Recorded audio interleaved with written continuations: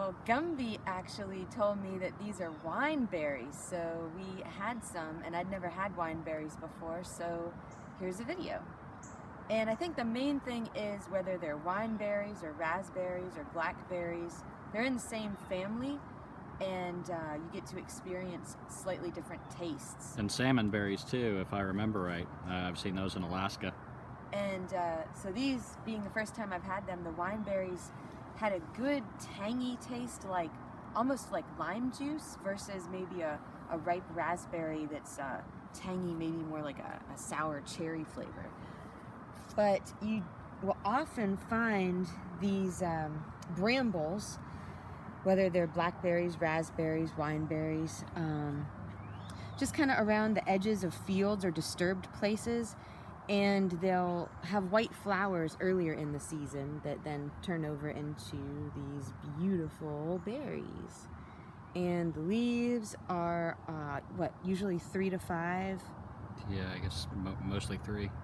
And one of the most important features also are the thorns that will often get stuck on your clothes and scratch your legs. But later on in the season, if you are worthy, you may run into these delicious berries.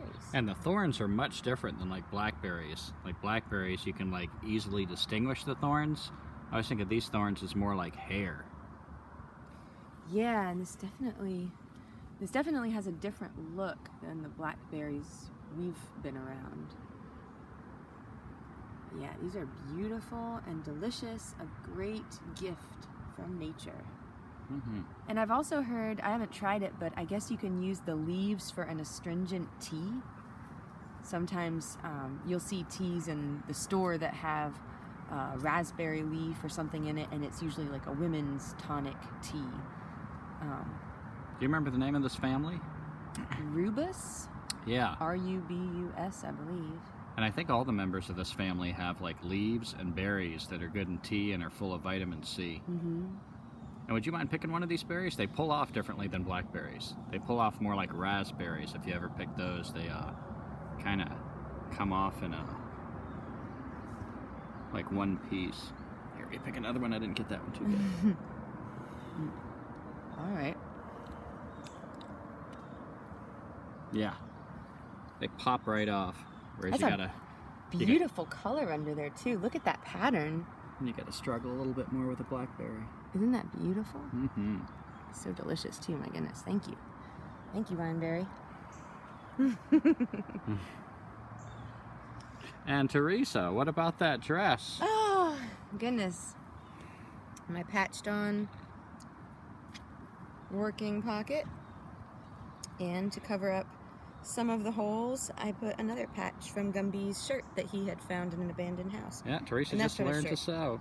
Put That's a from his pocket, shirt too. patching 2 holes with an old shirt of mine. So anything else you want to say about wine berries?